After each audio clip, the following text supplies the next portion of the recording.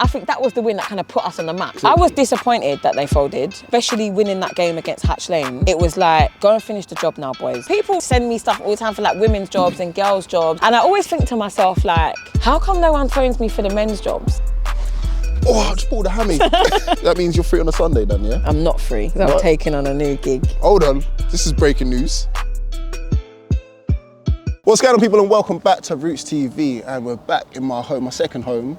I'm joined by Sian Marie. What's going on? I'm all right. Sian or Sian Marie? Sian's fine. Is that fine, yeah? Sian's fine, yeah. All right, yeah. cool. We're joined by Sian. How you doing, though? I'm good. It's a long journey, but it's all right. Yeah, welcome to West. Welcome to West. Yeah? Even though this is a bit of a second home for you. You was telling me off camera you've been there a few times. Yeah, I used to work in Westfield Shepherd's Bush, but other than that, I don't come down these sides of London, no. What's wrong?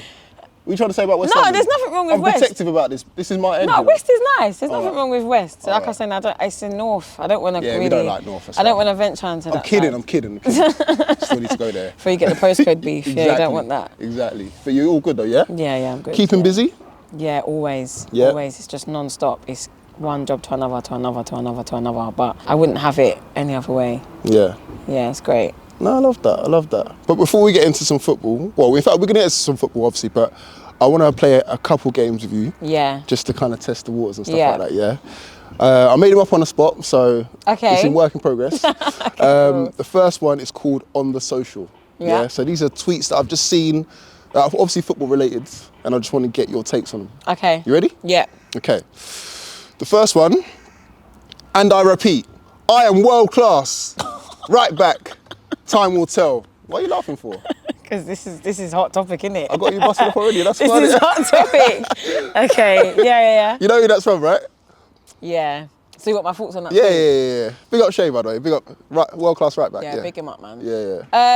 At the end of the day, my take on that, is that a man can say what he wants to say at the end of the day. So like, if that's genuinely what he believes, who are any of us to turn around and say, no, you're not? True. I do think that there's another level of like... world classism. Yeah, and that you also... until you're playing, I think, week in, week out with world-class players that are playing like world-class football now, then what you've said is always going to be up for contention. Yeah. Do you know what I mean? At the end of the day. So, and I think, and pros, when you chat to pros, they will tell you that getting into the pro game doesn't make you a pro. Yeah. So, like, I know there's like this unwritten rule in like the pro game where like, unless you played 100 games, you're not a pro. Yeah. So, a pro might look at that tweet and think, what's he talking about? Yeah. For context, what level is he playing at? What, right now? Yeah. I thought he was just at, was he just at Kingstonian? Yeah, he was at Kingstonian playing at Saha on Sundays as well. Yeah, so but what's Kingstonian, step 4? Step 3, yeah. Step 4, 3? Yeah. Do you know what I mean? So that's a big reach. And obviously the way he was playing at before for that Belgium club, was like his youth years, wasn't it? Like 10 to 18 or something like that. So until he goes into the pro game and he stays in the pro game, that statement then becomes more warranted. Do you know what I mean? Right now, it's just what he believes and what he feels. So right now, you're saying it's Disneyland, basically, like it's in his head. I'm not saying it's Disneyland. I'm just saying that he's got a right to believe what he believes. Yeah. I could turn around and say I'm a world-class coach. Yeah. I could say that if that's what I believe. I mean, I've spoken to enough people and they've said pretty much the same thing. So. I could say that, but at the end of the day, if I'm rubbing shoulders with Pep, he's going to be like, who are you? I'm Big Sean, you know about? If I turn around and say I'm a world-class coach, he's going to be like, what pro game have you coached to say that? So it's always going to be up for contention, isn't it? Okay. Back yourself. I rate you. Yeah, back yourself. That's what you believe. I can't tell you not to. Okay, right. Next one. Why do people hate when non-league players getting paid good money? How much would you charge in your day job for working a Saturday? If it's not £300 minimum, you need to rethink your career, and that's without training on Tuesday nights, games, getting in at midnight, happy Monday, smiley emoji.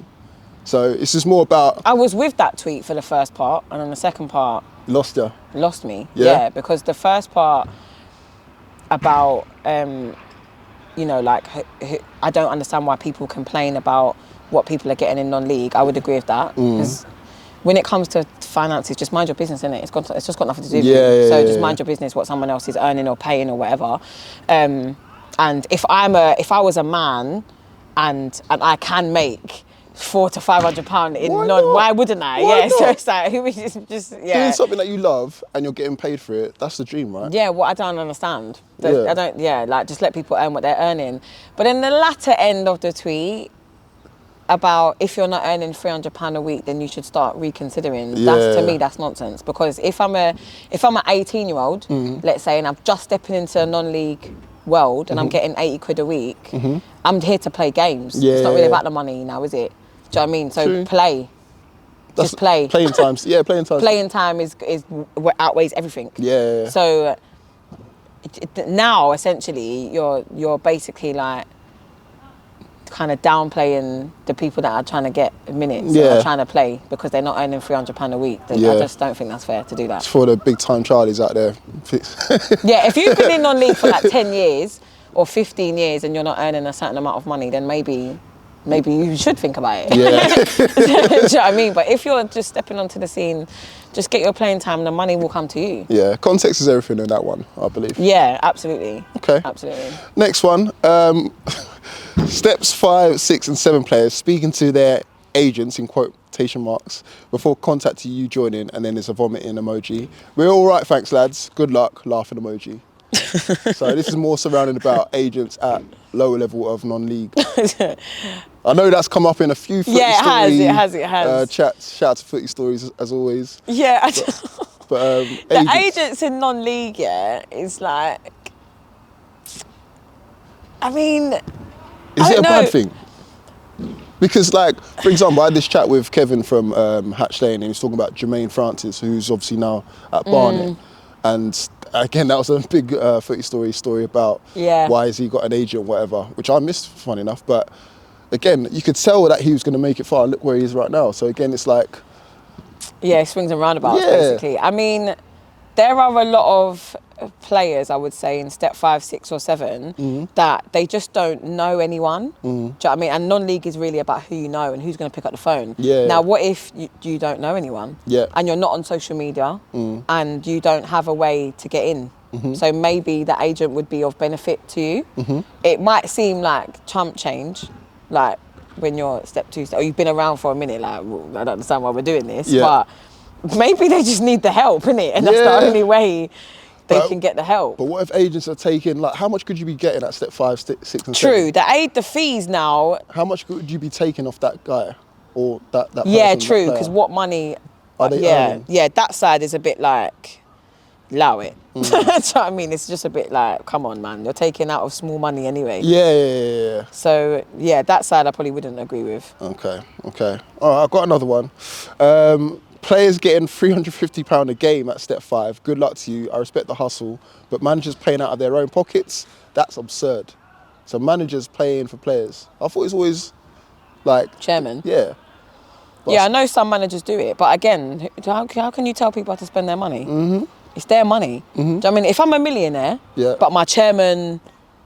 It's tight. It's tight, but I want to do well and I've got the money to spend, then why are you worrying about my pocket and what I'm doing? It's my money. So if I want to pay things out of my money, I've been at places where I've not managed in terms of like, when I was academy manager, I've paid for things out of my own money.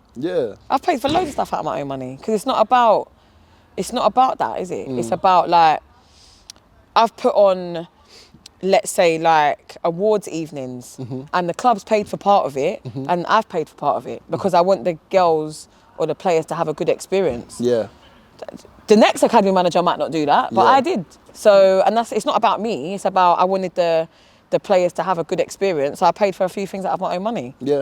Can't tell me to spend my money, it's mine, I earned it.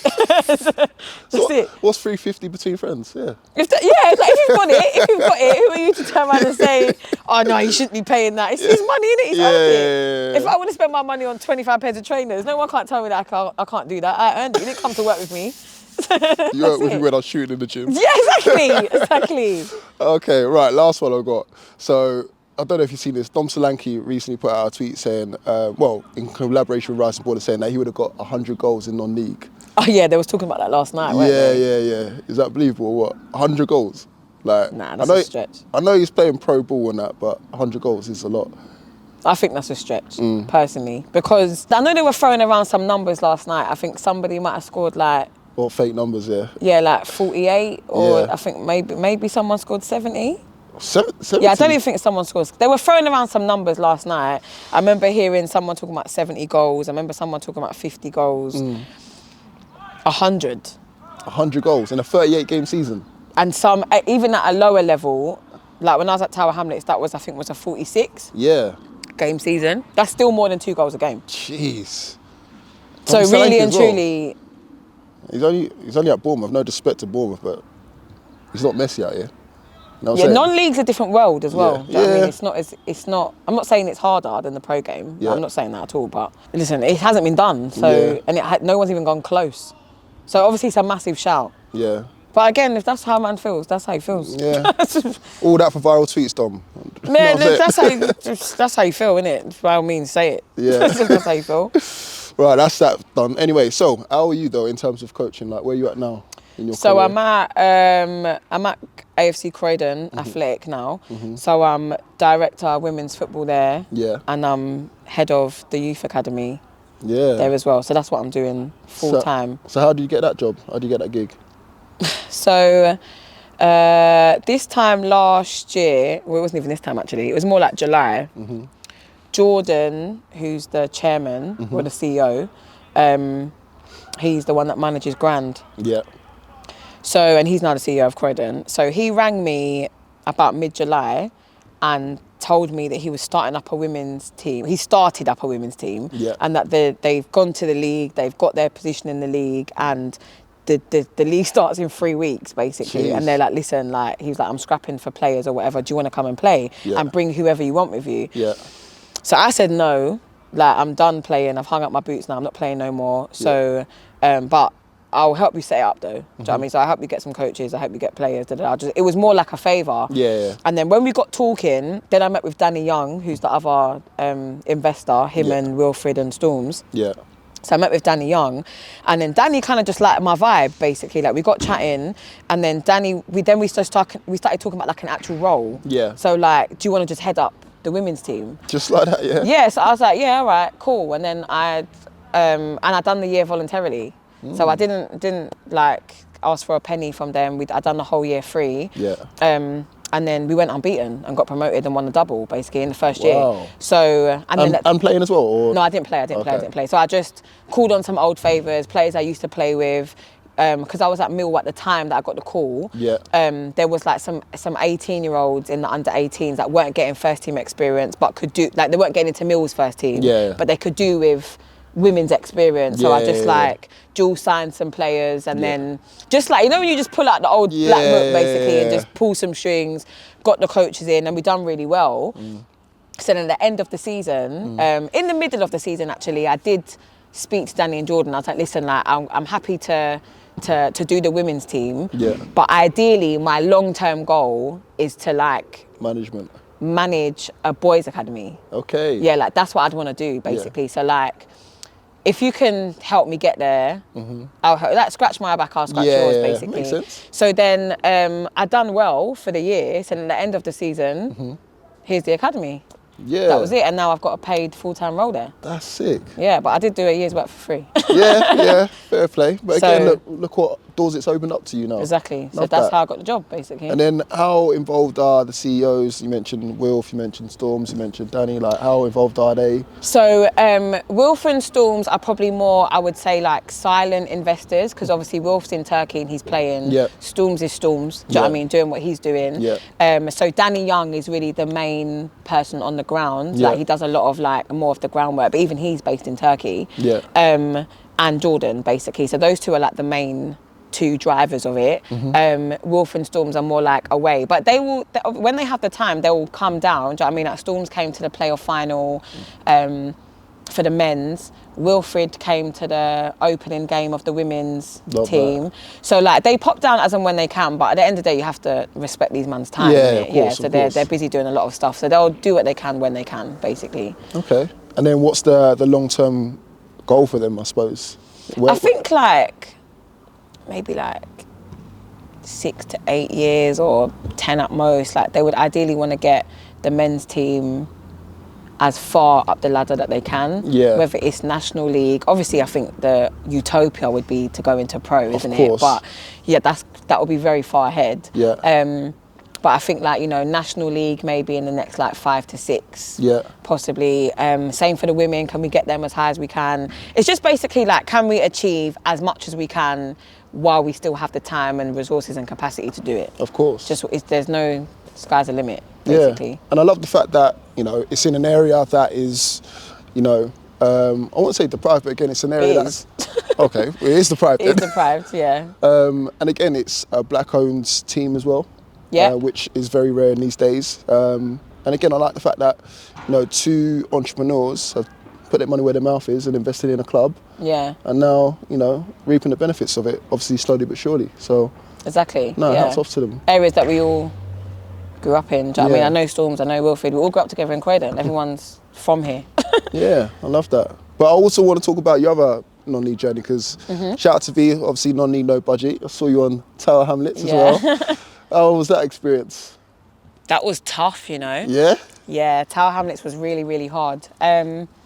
Was it literally no budget? Like no budget, 0 budget. Was you paying out of your own pocket for a lot of stuff as well? A little bit. Yeah. Like we paid for our own coach's kit. Yeah.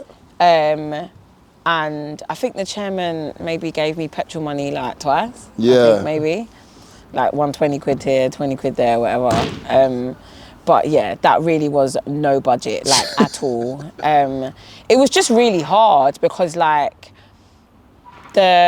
from beginning to end, it was just like the not paying players is hard. Yeah. So then you're Did you lose players throughout the season because of that? Or? Yeah. Yeah. So you're balancing between basically senior players that are on their way down, that don't mind playing for free, because they're just happy to still be playing because they're like early 40s or whatever.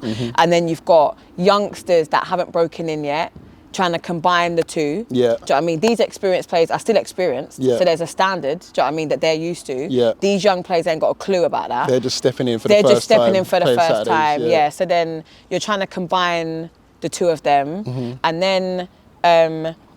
then also there's like, you know, the chairman running the club doesn't have any money.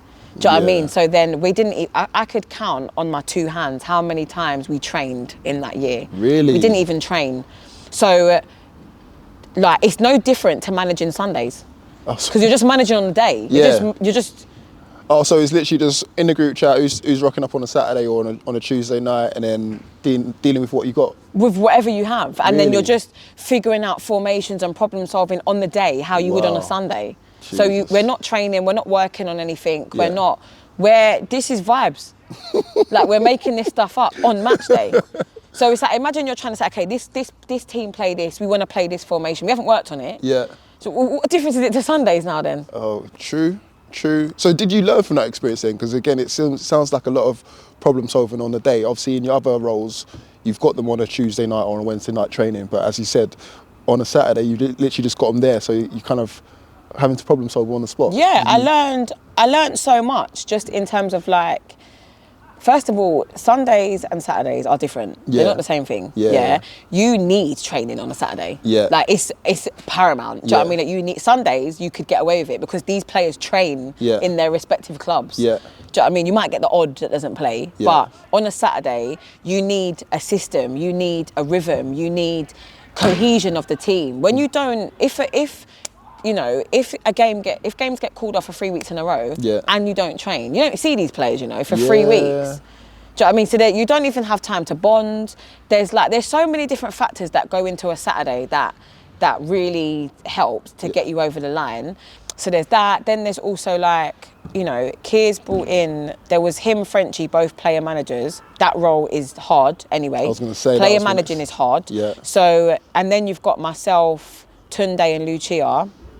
Lucia left halfway through maybe, and then it was just me and Tunde. When you're brought in as a first team coach, but yet you're not training, your role is kind of like, it's not redundant, but it's like you can't get the best out of your role because how are you coaching them when you're not training, or unless you're coaching them whilst in play. You're coaching in play, yeah, which is hard. And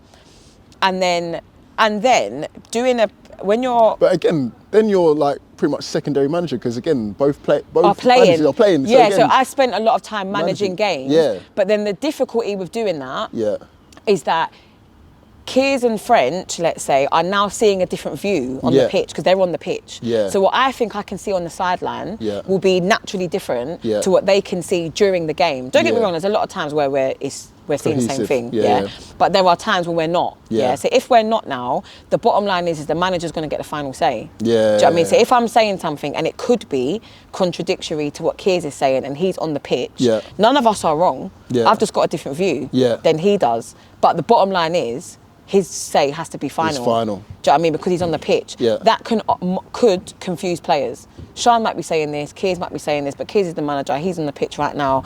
And for both of them, I would say, like Kears and French, you're now managing your in-game emotions as well as your manager emotions. Yeah, Do you know what I mean? So like, French will tell you, like, openly, I know it might seem a certain way, but French is actually very calm when he's on the side. Yeah. When he's on a pitch is when he might get hot. Yeah, because your emotions are running, which is normal for any player. Yeah. But I know things go out and it looks a certain way, but it's actually not like that. Yeah, blame V for that.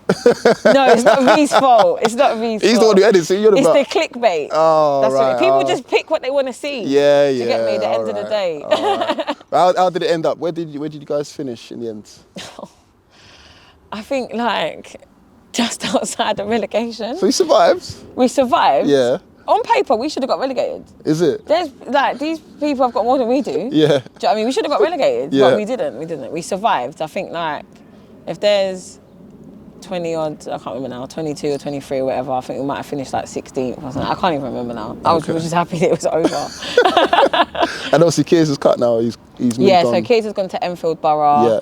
Yeah. French has signed at Beerstead. Yeah. And then I'm at Croydon. Yeah. Tunde works for me at Croydon. Yeah. And Lucia is, she was at MK Dons anyway. Yeah. And she's doing FA coach developing. Nice. So everyone's kind of just gone there. But everyone's found their feet. Everyone's landed. Yeah. Okay. And I think the chairman's left as well. So. Yeah, everyone's just gone, basically. Jeez. Everyone's gone, yeah. Cut after one season? Yeah, everyone sold the club. I think he sold the club to someone. I don't even know. Oh, wow. I don't even know. Spoiler, if you haven't watched it already, make sure you go watch it. It's really good watch, and shout out to V from Eurofresh as well, so make sure you watch it. Yeah, he done that. To be fair to Fantastic V, job. not only did he do a good job with the resources he had, we got told that we can't film at our home games. What? Yeah, because Myland Stadium was saying that unless you've got some kind of permission, because it's a council-owned ground, you can't film at a home game. So that then takes out half of the season for V to film. So then he's got to make himself available for away games, which are mad far. Yeah. So he's kind of done what he could do with the resources that he's got when he's got half the season already. He already can't film it. Oof. Given that, I have to give it to him. He's done well. Give you your props, man. Give you your props. All right. Got some scenario questions for you. See how you deal with these. So, scenario number 1. A senior player in your team tries to undermine you in the dressing room in front of your players.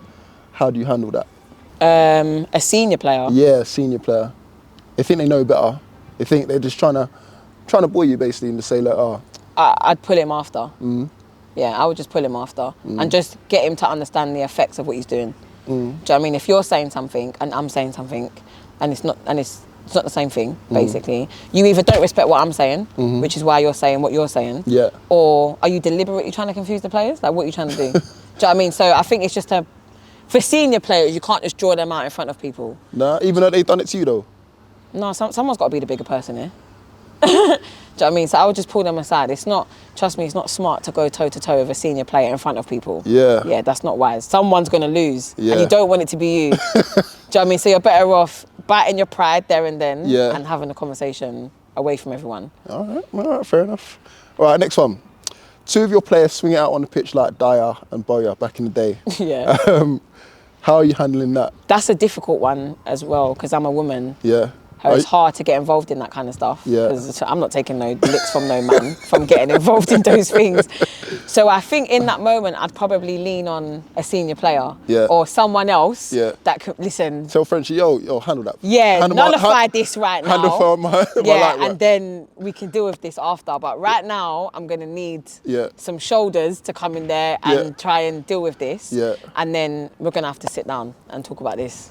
Are you getting rid of players, or is it first and final warning? I think sometimes you've got the context is key in it. Yeah. So I think if someone is clearly to blame, you might have to go. Do you know what I mean? But if there's a little bit of handbags, it might just be a conversation, and then we just crack it. And men don't simmer with those things. Nah. Do you know what I mean? They'll just fight, and then they'll get in the shower, and then everything's cool, and then they'll spud after, and then they'll sit down and eat. Yeah. So you could be creating a problem that wasn't going to carry on. Yeah. Do you know what I mean? So you could just... So let them just get out their energy. Yeah, they might need to do that. Yeah, they might need to do that. Unless this is an ongoing problem that we might have to solve now. But on most occasions, men will definitely fight and then be cool after.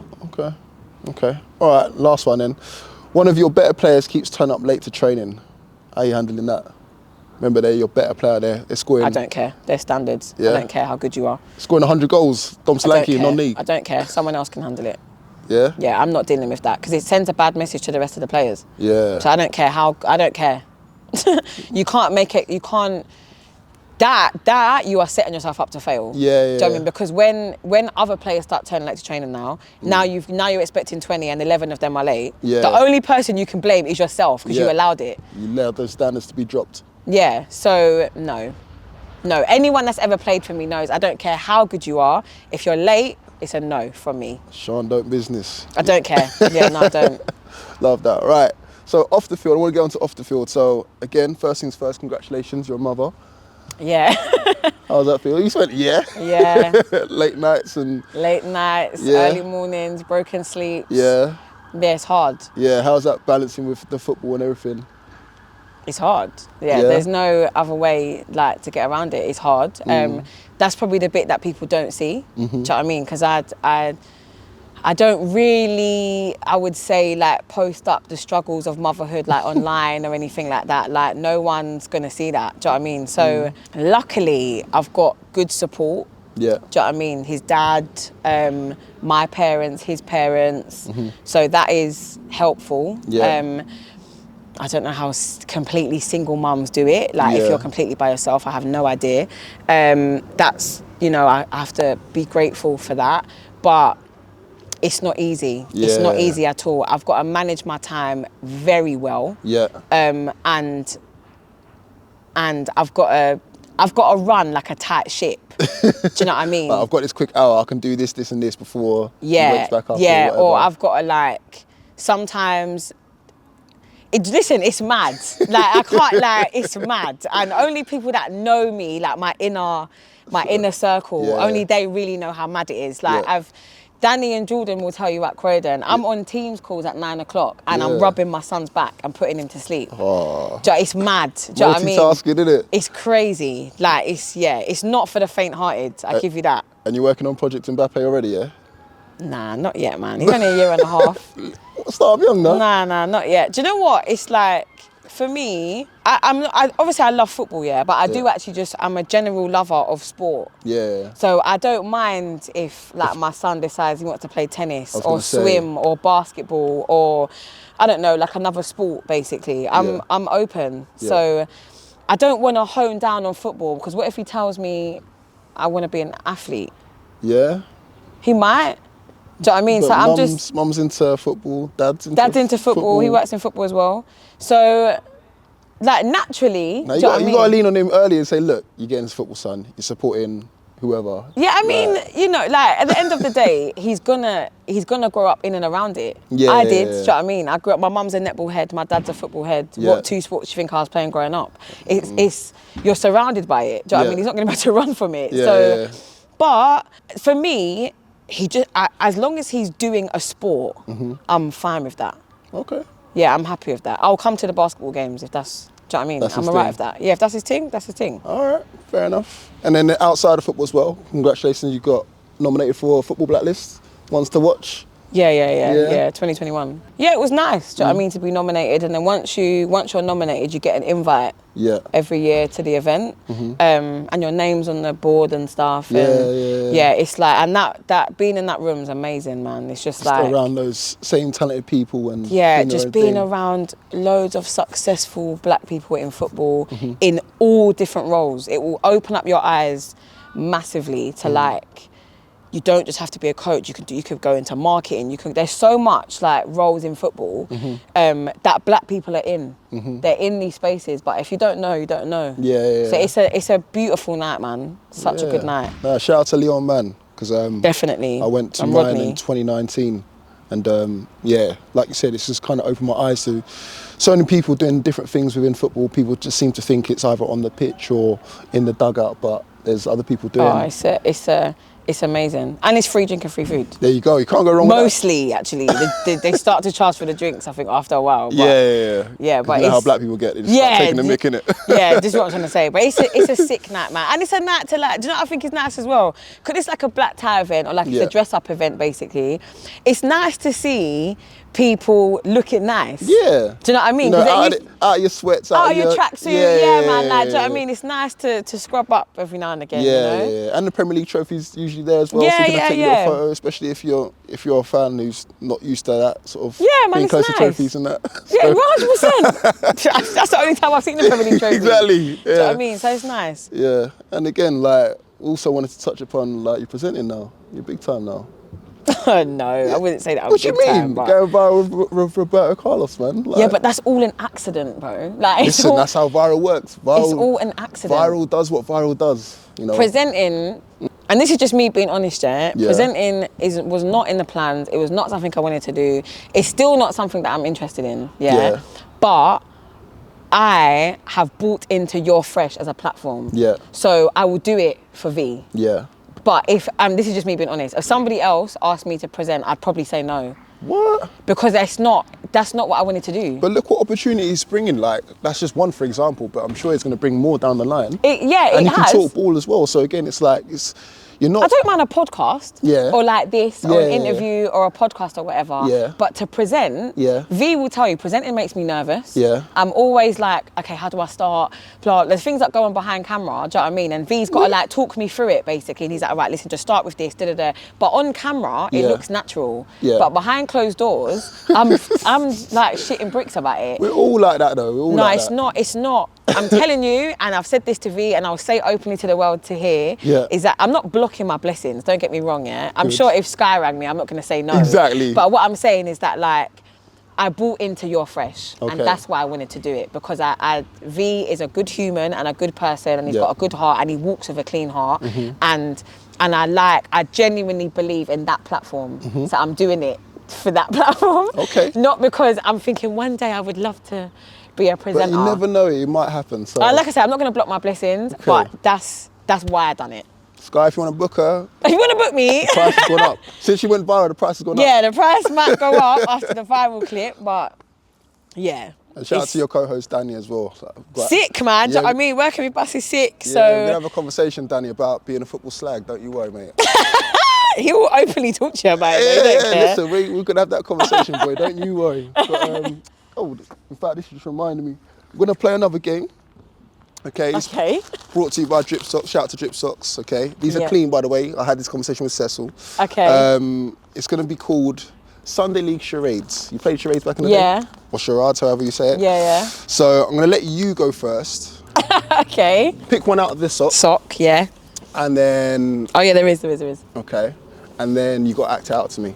Oh, my gosh. You got to do... Let's say you can do 5. Yeah. Okay. All right. You really put me on the spot here.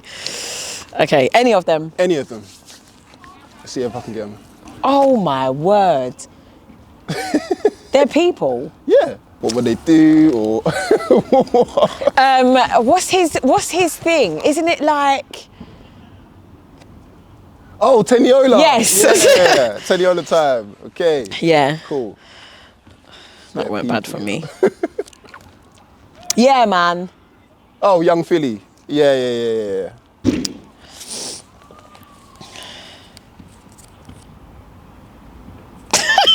What? Cool. Stand up. Oh, Big G. Yeah. Shout out to G.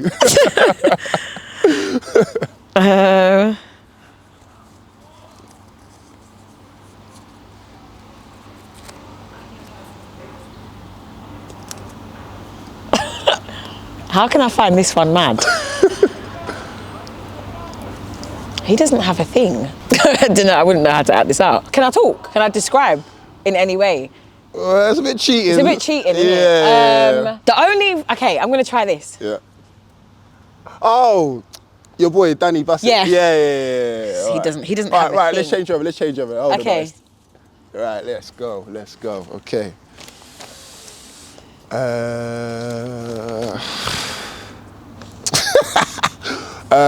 What does he do? I can't even talk, can I? Okay. All right, don't laugh, people. I don't know who that is. I've got to say one word. Okay. Jinky Majinky. Oh, PK. Yeah. He does a lot of twerking, innit? What's the next one? Let's see. I can't save that for this one. Okay, right. Oh, this is gonna hurt. Oh, Cecil. Yeah. Cecil, that's not easy, man. I'm not gonna lie, that weren't bad. Oh, I just pulled a hammy. Oh dear. Right.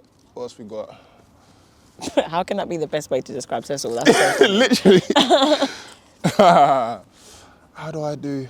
Oh, I don't know what's his thing. Okay, let's see if you get it off this. I've got to say some words. Okay. So I put up a post about, and we're going to get into this later, about the potential managers for SE Dons. Yeah.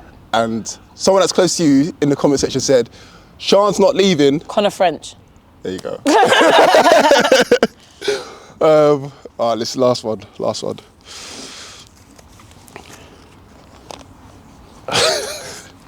see if you get this. Footballer! Oh, that's got to be someone's hype man. Yeah, from Who could that? YouTube manager, one of the big teams. One of the big teams. Yeah, like big in terms of subscribers. And Dons. Nah, close. Baiteze. Nah, pass. No, that's gonna get on my nerves. Rising Ballers. Nah. Under the radar. Yeah, but who? I don't really know any under the radar people, you know, like that. Marth, the Yeah, manager. I wouldn't have known. All right, let me do one more. I only know Sam. Sam. Under the radar. The one that does the Sky Sports stuff. Oh yeah. How am I gonna get this? Yeah, look, I'm the most hated. Yeah, like I'm the most hated player in Sunday League. Yeah. Not it's not the guy from Baiteze that plays for Baiteze. Yeah. The one that's talking for the whole game. Yeah. I don't know his name. Ibid. Yeah, I don't know his name, but I know exactly who you're talking about though. I know exactly who you're talking about. Nah, I love to that. That's good. Right. Whilst we're on Sunday League, let's talk about more Sunday League. Thank you very much. Yeah.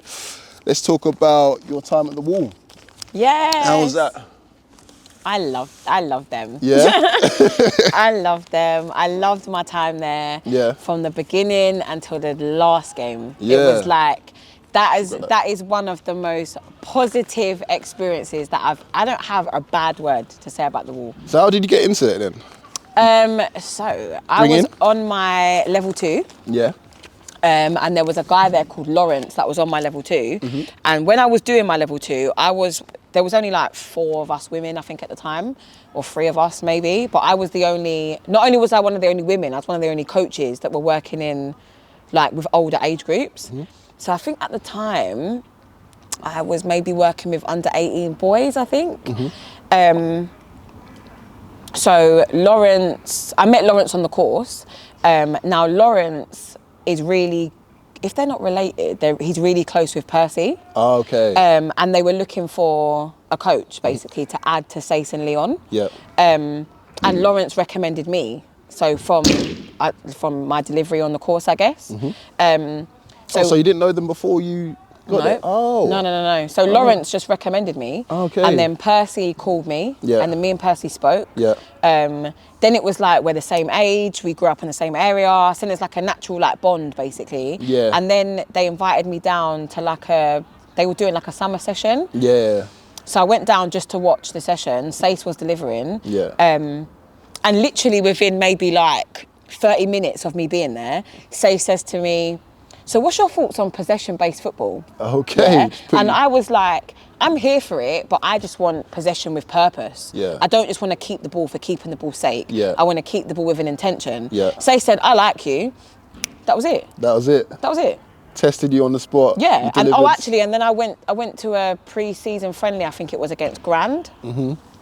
And then Sace asked me like at half time, like, do you want to like give any pointers, basically? So I maybe said like one or two things. Yeah. That was it, and then I was there after that. From the outside looking in, it's like you became pretty much the main figure in that management team. Obviously, Sace was there, and Leon as well, but the players like really bought into you. I had this conversation with Cecil, and Cecil was like, Sian's the best manager that I've worked with, and he's played at non-league and all this bit. Genuinely said that. From Cecil. Yeah.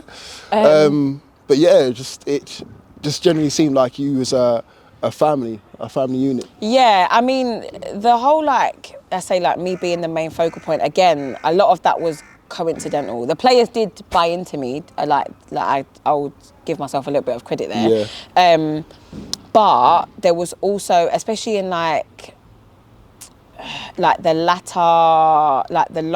part of the season that I was in, Leon had left and Sace was away a lot because he was like at conferences and events, and you know Sace is like political activist, do you know what I mean? So Sace was doing a lot of like groundwork, which meant that I ended up managing a lot of games by myself, basically.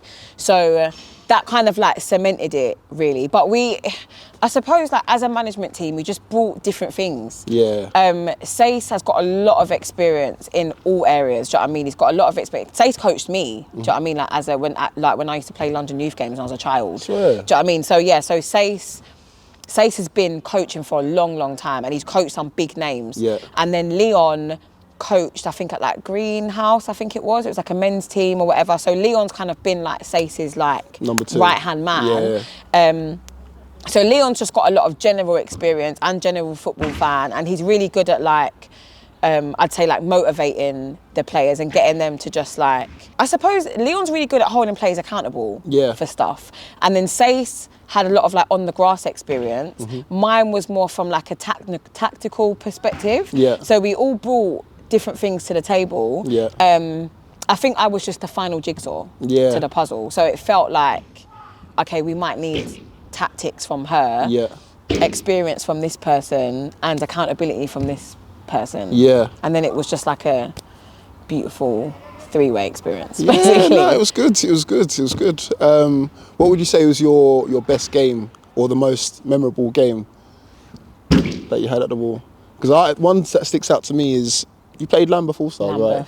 Lambeth is definitely up there. I was going to say, where you were so motivated to beat one of your old teams and old friends and all the rest of it. That kind of Lambeth and the Hatch Lane game. That was in my final game. Yeah, that was the last two. Yeah.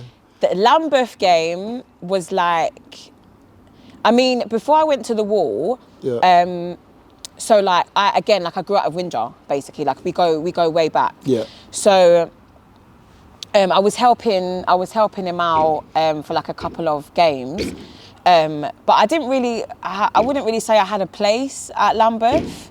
Like Lambeth didn't do anything to me. Do you know what I mean? It just didn't fit. So it was like the players were really stuck in their ways at that point. Yeah, it was like, and there was a lot of like bad habits, and it was like, I can help, but I don't think this is the place for me to truly make a difference. Yeah. And then the Wall rang. Yeah. Do you know what I mean? So it was just like, I feel like I can actually like make a difference here. Because they just started, so again, it's easier to kind of implement your style when people are just starting out, right? Yeah, I mean, when I went to the Wall, we were in Alperton and Bromley Senior, which was the league below the one that Lambeth were in. Yeah.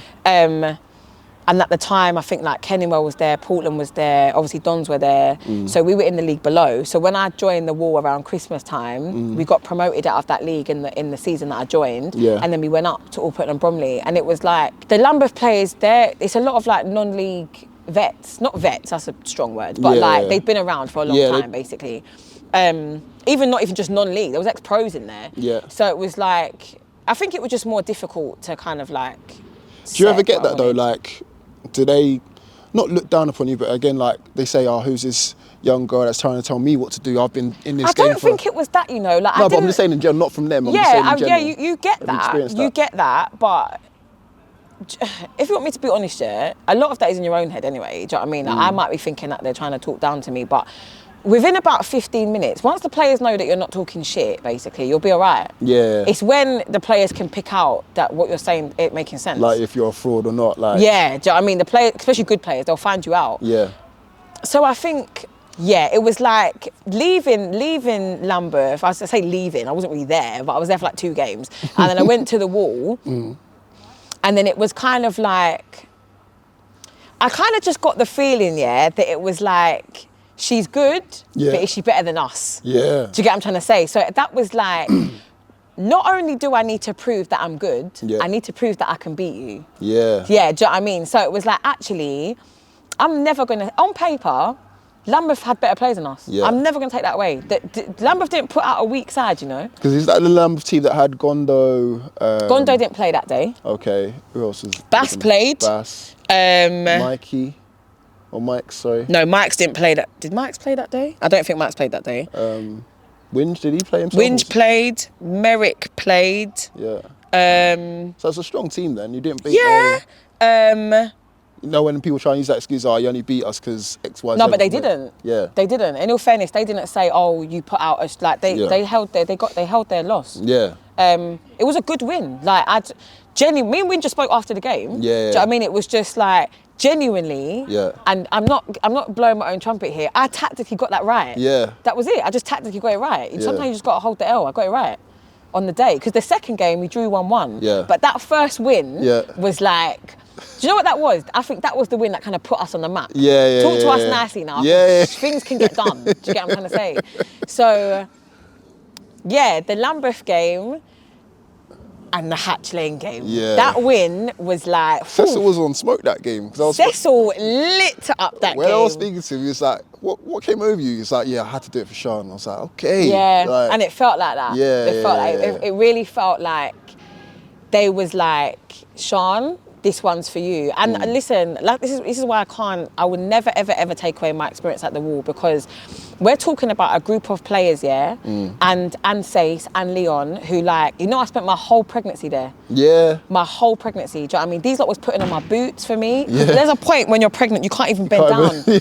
Do you get what I'm trying to say? So like they was putting on my boots for me, taking off my boots for me. They're bringing chairs for me. Yeah. They carried everything for me. Yeah. Like there were times when like I'm literally on the sideline and my son's kicking me. Yeah. Like they were there. Do you know what I mean? He's kicking with you on the sideline. Yeah, they really looked after me. Do you know what I mean? When I was pregnant and even before that pregnancy, I miscarried while I was at the Wall and they knew. Do you know what I mean? They were by my side, man. So it's like I will never. That is a good group of people in general. And you know, even listen, there's loads of things about the Wall that people don't know, man. Like there's a player in the Wall that lost his son, who was only not his son, sorry, his daughter. She was my son's age, I think now. Do you know what I mean? So and we all chipped in to send the family on holiday.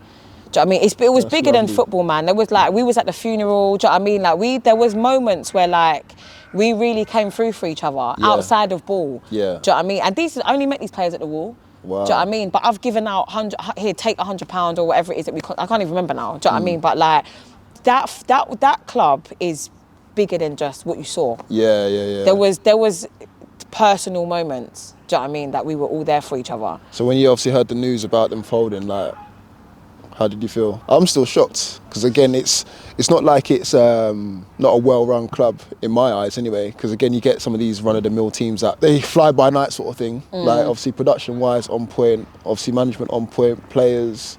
So what happened? Why is it? I was disappointed that they folded because I kind of felt like after all of the hard work we'd done, especially winning that game against Hatch Lane, it was like, go and finish the job now, boys. Do you know what I mean? Go and finish the job. So like, it was disappointing to me. Do you know what I mean? I felt like I didn't want it. I didn't want that for them. Do you know what I mean? I didn't want them to fold. I didn't want that. I wanted them to go and do what they deserved to go on and do.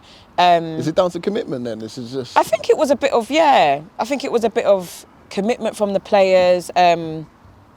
It's difficult because I don't really know because I wasn't there. So it's like I left and then they went on like this 7-game losing streak. Yeah.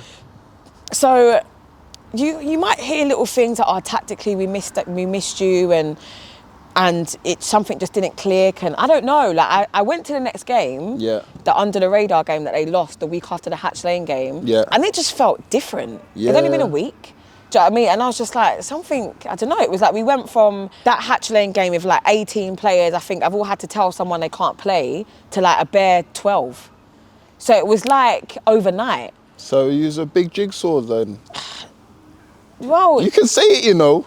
Yeah, but I'm not. I also don't want to take responsibility for the fact that they folded. So basically, they folded because of Sian. Right, I've got my clickbait title. No, yes, I'm not having that. Like, I'm not having that. I'm not taking the blame for that. Yeah. I think it was just commitment. I don't know. Because for me, I felt like I think they let themselves down. Yeah. Do you know what I mean? After that big Hatch Lane game that we grafted through to win. I don't know, man. They just let themselves down. See, guys, come on. Get yourselves together. Yeah, but it's what, isn't it? The players will disperse now. So. Yeah. So that means you're free on a Sunday then, yeah? I'm not free. What do you mean you're not free? I'm not free on a Sunday because I'm taking on a new gig. I mean, you might have a bit of time here and there. A bit of time? Yeah. No. No I ain't got jobs? no time. I'm at Grand. You're at Grand? Hold on. This is breaking news. It is breaking news. It might be announced today though. Okay. But I've got permission to tell them, to say. Okay. So they know I'm going to come here and say. All right. So yeah. So potentially you'll be the first platform to know. Okay, so you just ruined my next question because I was going to link you to the SE Dons job. I tried to do my Fabrizio Romano, here we go, but you're ruling yourself out of that job. I'm at Grand. You're at Grand. Okay. Yeah, that's where I'm going to be next season. Oh, of course it comes. George. Okay, makes sense now. But again, they didn't have the best of seasons either. No, they didn't. They had a really bad season. So hold on, are you going to do some recruiting from the wall, like? Of course. Of course. So you just makes sense. I'm only gonna take about 3 or 4 though. 3 or 4. You might as well take them all. They're not doing anything. No. I don't want them all. Respectfully. Wow. I don't want them all because then it's the wall all over again, isn't it? Yeah. Do you know what I mean? And that's Grand have got good players, you know. Yeah. Do you know what I mean? They've got good players. Oh, they won the London Cup. Yeah, they've got good players. Yeah. They just didn't have a manager. Yeah. Do you know what I mean? Once Ahmet left, then I think they had someone else in for a bit. It just hasn't stuck. So they just need leadership. That's all. They needed you. They just needed me. There you go. There we go. So obviously bringing Bass in, yeah? Bass is coming. Of course. How many shirts is that going to be, Bass? Okay. You know what I mean? 6 clubs are gonna phone him. Yeah. He'll probably play for 4 of them in pre-season. Yeah. But Bass is coming. Bass is coming. Okay. And you're going to be in the SFL still? Yeah. What do you make of that league? I quite like the format. It's different. Yeah. I like the fact that, you're basically still playing for something until the very end. Yeah. Do you know what I mean? Because if you get 4th, then you get, do you know what I mean? Yeah, so it's like they're playoffs. still, I kind of like that. Yeah. I think it's tough that they only play once though. Yeah, I think for a fan's point of view, I want to see the get back. So for example, if you lose to a team in there, you want the reverse fixture to be like, okay, there's something on the line as opposed to... Yeah, but I understand the concept behind why they only play once, because it was meant, because of the standard, it was meant to be every other week that you play. But obviously once you enter into cups now, the cup games fill those weeks, basically. But from a lot of teams I'm hearing that if you get out of a cup... You're playing every other week. Well, you're not. Because sometimes you don't have any fixtures in your timetable for weeks. So yeah, but then that's just a you problem. Do you know what I mean? If you get knocked out of a cup and you're complaining that you don't have football after you've been knocked out of the cup, then don't get knocked out of the cup. Okay, fair enough. But again, Grand Athletic, okay. Yeah. So what, you coming for all the titles then, yeah? If I can do it. No. Talk that talk, come on. No, if I can do it. Well, you can have the players though, right? I'm going to go for it. Yeah. I'm certainly going to dust the kitchen sink. Yeah? Yeah, I'm going to go for it. All right. And who are you bringing in management-wise? So you're the gaffer? Yeah. Okay. Yeah, it's just me. Sedi's going to come over. Yeah. And I'm still deciding, basically. So I've had a chat with Sace. Yeah. So roles will be reversed then? Well... Or is it kind of a joint management experience? Yeah, we just need to figure it out, basically. But I think the fit is different in terms of the wall. The wall players are just a different kettle of fish. Do you know what I mean? Than Grand. In what sense? A lot of the Grand players play at a high level. Yeah. So they need to be able to buy in to a manager.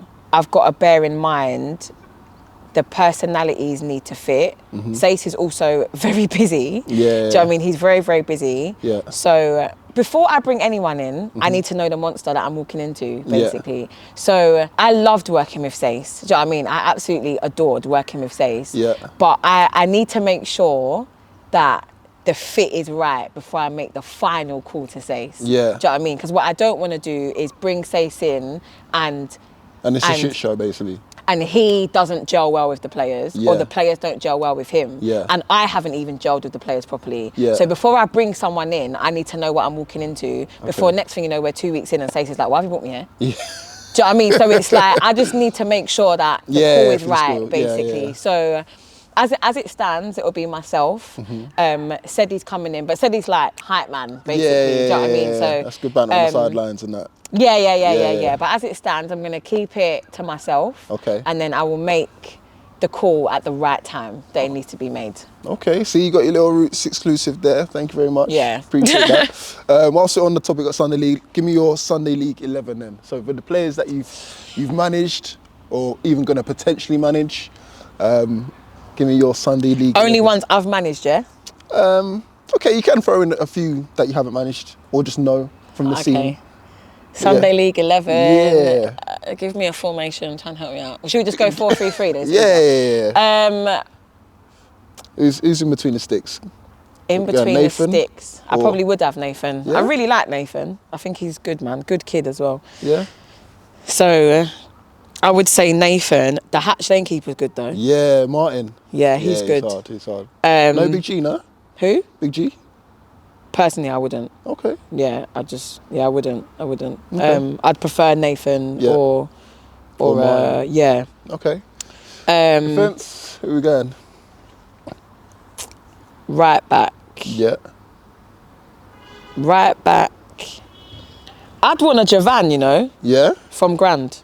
Okay. Yeah, I know he's obviously not recently done his ACL. Yeah. But Javan's levels, man. Okay. Do you know what I mean? As a right back. So I think I'd have Javan. Centre backs, I'm having Reese all day long from the wall. Percy? Daryl Shaw. Who? Percy, didn't he play centre half? Nah, but Percy, I like Percy, but Reese and Daryl are serious. Right. No new friends, all right, safe. No. Reese and Daryl Shaw. Yeah. Left back. Who are we saying? Do you know what it is, yeah? Because you said the best.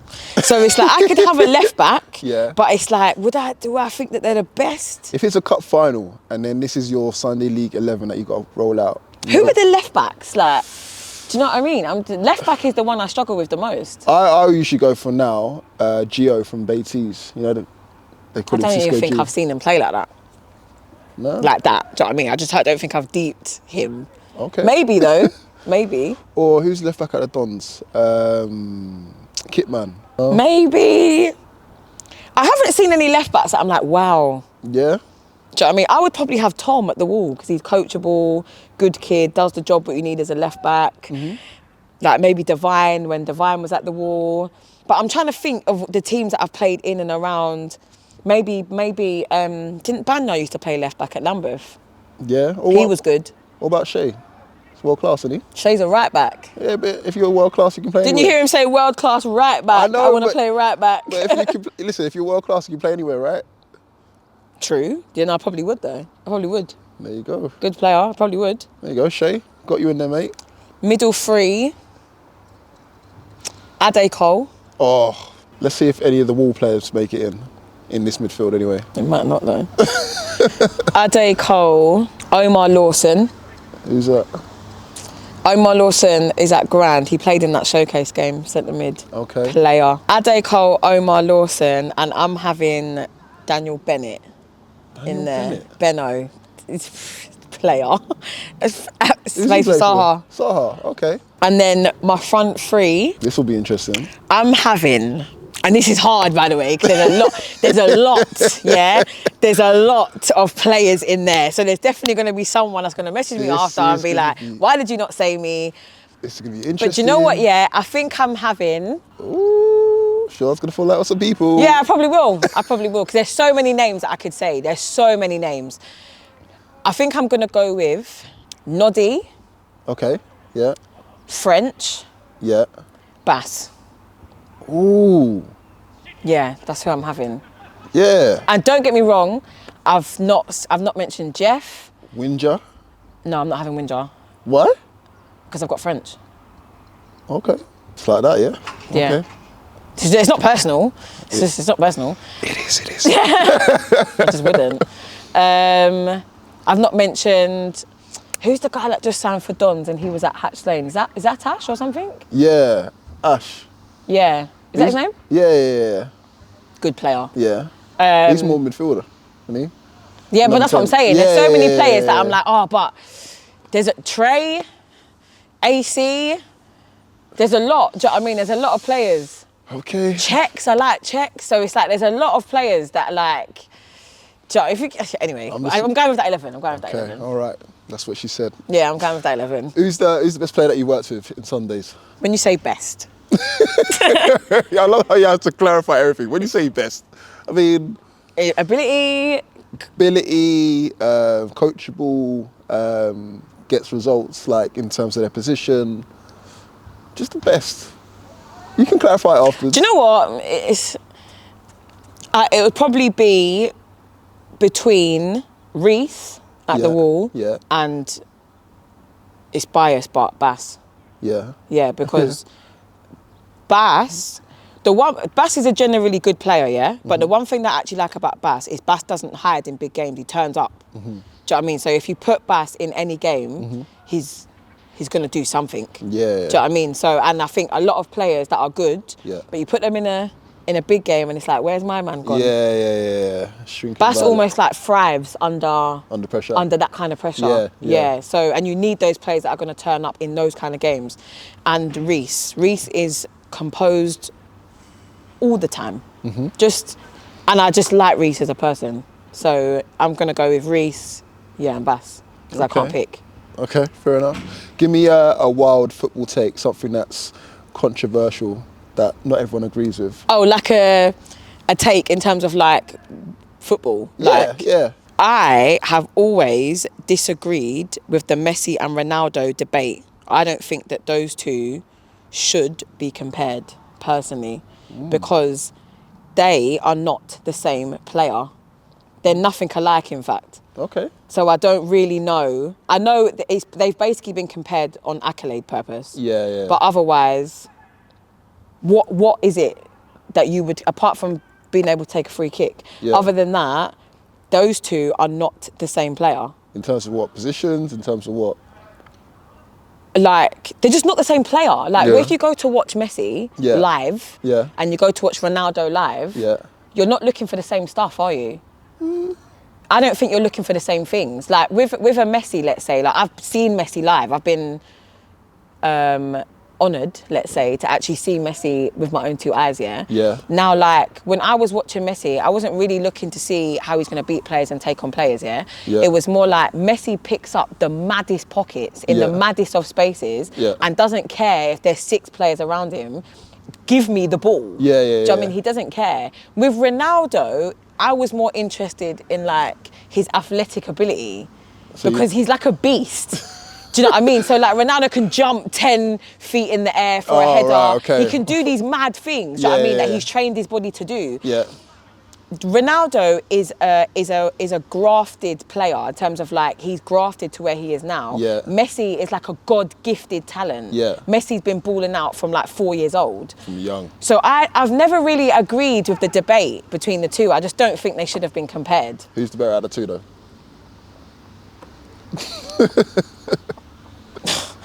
That's why I don't want to compare them. That's exactly why. Because I still say Ronaldo anyway. I think I respect the graft in it. Yeah, but I don't like the way Ronaldo went out.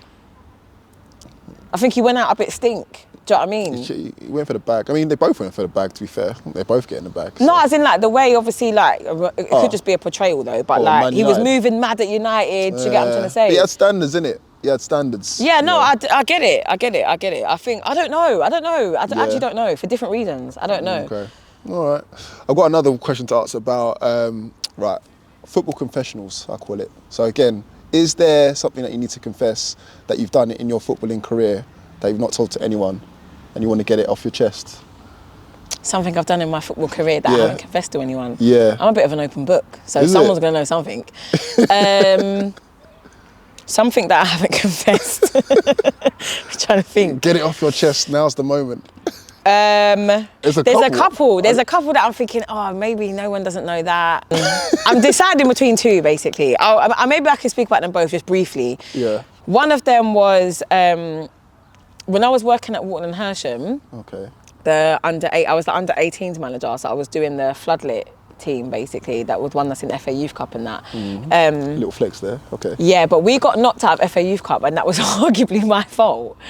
Ooh. It was probably my fault why we got knocked out of FA Youth Cup. Why? Because we were, if I'm being honest, I can't remember the score at half time, yeah? But I know that we were winning. Yeah. 1-0 maybe, I don't know, yeah, but we were winning at half time. Yeah. The players were playing so bad, yeah, it was like, do you think, in my mind, I was thinking, do you think we're going to win the game if you're going to carry on like that?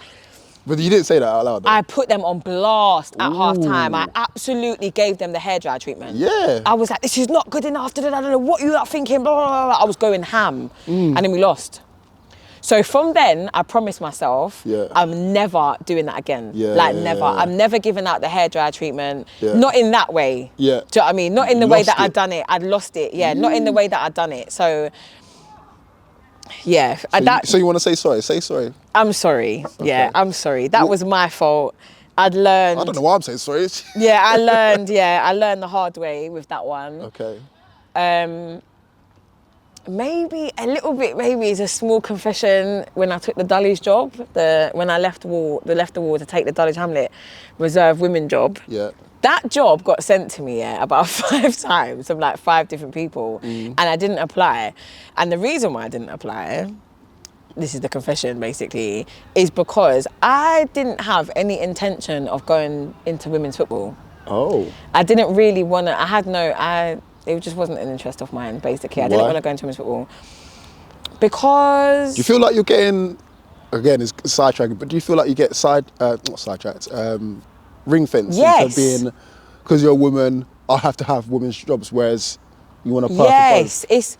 It's a very like unpopular opinion that I have, but I understand why women want women in the women's game for the relatability aspect, I get that, but if I was to run with we need women in women spaces, if I was to run with that narrative, that defeats my purpose, which is to work in the men's game. So if I think there needs to be a fair crossover, I think that men just need to educate themselves on women so that they can navigate correctly in women's spaces, and women need to also educate themselves on men in order to navigate in men's spaces. That's it. I just think there needs to be a crossover. Whereas I get calls all the time for girls' jobs, women's jobs, and I don't want them. Do you know what I mean? Because I want to go into men's. So it's like, I would only take a women's job if it fit, and the Dulwich job fit. But I got sent it loads of times and I didn't apply. Do you know what I mean? Because of that. Because it's just like, this is not really a job that I want. But then I was delivering because this is the kind of stuff that I do, but people don't know this basically. I was delivering a course to young people, to young girls that want to be coaches, basically. I was delivering a course in Angeltown, in Brixton Estate, basically. So it's like really bad kids. I'm delivering this session. There's like fireworks going off all around me or whatever, but I'm here for the community, basically. So I'm delivering this session in the ends, by the way. Like, we're in Angel. For those that know Brixton, they know Angeltown, So, and then somebody that works at Football Beyond Borders, basically, who plays at Dulwich, approached me and was like, I just think you would be the perfect fit for the job. So I was like, all right, cool. I spoke to someone that works there. They invited me down to the club that day. We got talking, and then the money was matching what I was on at Millwall. But at Millwall, I was running 4 age groups, overseeing all the parents, all the coaches, all the everything, the whole operation the basically. 2 training nights a week and a match day, plus all the admin that comes with that. Jeez. Whereas at Dulwich, I had 1 training session a week and a match day and no admin for the same money. No brainer. Bye. Yeah. Okay. So, see you later, Millwall. I'm off to Dulwich. Right. But the thing is, like you said, now I've caveated to this bit, it's like you don't want to get ring fenced, or what's the word I'm looking for? Stereotyped. Yeah. Is that it? Stereotyped into going for just solely women's jobs. Like, you want to be available for both, right? Yeah. Like, people ring me all the time or send me stuff all the time for like women's jobs and girls' jobs. And I always think to myself, like, how come no one phones me for the men's jobs? Yeah. Like, as much. People do now, do you know what I mean? But as much, basically. But at the end of the day, I also understand that it's because they want women, they want good female coaches in female spaces. Yeah. So naturally, I'm going to get them sent to me. I can't be mad because it comes from good intentions. Yeah. Do you get me? But really, it's not my long-term goal. Yeah. But yet here I am, director of women's football. So I'm saying that, but yet I'm here. It's an exciting project though, so again, you can't really... Yeah. And I'm doing both. Yeah. So it's great. There you go. You was at the showcase game? I was at the showcase game. How was that? I heard it was good. Yeah? It was a really good quality of football. Okay. Do you know what I mean? It was like, you know, some real good players were there. It was a good game to watch, good game for the neutral. It was just a good game. Okay. I think. It was a good game. I mean, judging by footy stories and was it All-Star Showcase? Yeah. It wasn't that great, but... It was a good game, man. At the end of the day, you know, a lot of these people in the space are giving their opinion on the game they weren't at. Yeah. You weren't there, so what can you... Unless you were there... Shut your mouth. How can you have an open opinion and say, you weren't there to see? Yeah. It was a good quality game of football. So, what was the scoreline? 2-1. 2-1, okay. And standout players, did you say? Ruben Carvalho. Yeah. Rising Ballers. Yeah. Back in the day, yeah. Shay. Yeah. World-class Shay. Yep, I Think Bass did well that day. Yeah. Did he play for both sides or just one side? No, that's just your fresh. Standout. I'm going to leave it at that. The rest, don't get me wrong, everyone there are players in it, but I'm going to go with those. And did it serve its purpose? Because from my understanding, the game is not just obviously to highlight both teams, but to kind of highlight players that they can potentially get moves maybe. Yeah, I know that there was a few like non-league managers there on the day. Yeah. A few conversations were had after. Do you know what I mean? So players have been put on the map. At the end of the day, like even the fact that the conversation is still going, we're still talking about it. Yeah. Then the game's done its job, hasn't it? Yeah, of course. So well done at the end of the day. Your Fresh Ball Hour, you came together as 2 black men, you came together, you put on a positive event, and we're still talking about it 2 days later. Love that. And then the awards as well, gave out awards for, best Gaffer of the season, non-league gem. Yeah. And young player of the season. Yeah. Do you know who won them? Yeah, I gave them out, so I should know. So Kyrell, I can't remember his surname. Kyrell Davis, is it? No, I can't remember. Kyrell, I think, got young player. Manager went to Ahmet. From Rifat, I think his surname is. From which team? Come on, Sean. You said you gave out the awards, you don't even know the names. Yeah, but I had my kid this morning, so here we go. Baby brain. Yeah. Ahmet, Kyrell and Ruben. Okay. Ruben might have won young player, Kyrell might have won non-league gem, and then Ahmet won manager of the season. Okay. We'll go with that. But if I start dashing out clubs and I get it wrong, it's going to look like I don't know what I'm talking about. So it's just best that I just don't. We'll correct it in the edit, but yeah, we'll go with that. So again, what's next for you? What's your goals for 2024?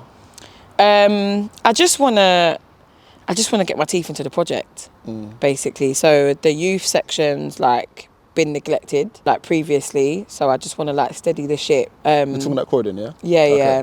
Do well with that.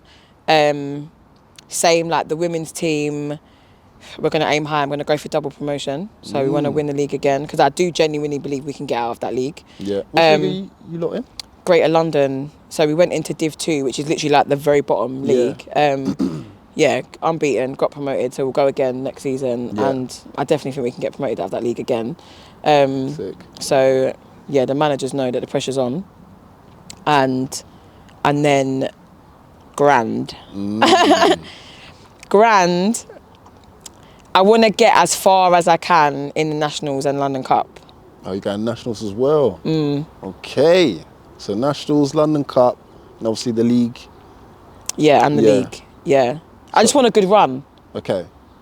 If we win it, but I want at least a good run. Because at the Wall, we didn't do well in those competitions. Yeah. Do you know what I mean? So I want to at least just put my foot down. Guys, I'm here, I'm back. Yeah. Yeah. You have to. 100%. Okay. Anything else to lead the people with? No, just watch this space. I love that. Okay. Well, thank you guys for all watching and listening. As always, make sure you like, comment, and subscribe. And we'll be checking in on you throughout the season as well. Yeah, so you've heard it here, by the way. No Essie Don's job. I'm not going to Essie Don. Sorry to disappoint. Stratsy, I tried. But yeah, she's ending up at Grand, so you'll see her very soon. But make sure you like, comment, subscribe. See you guys in a bit. Peace.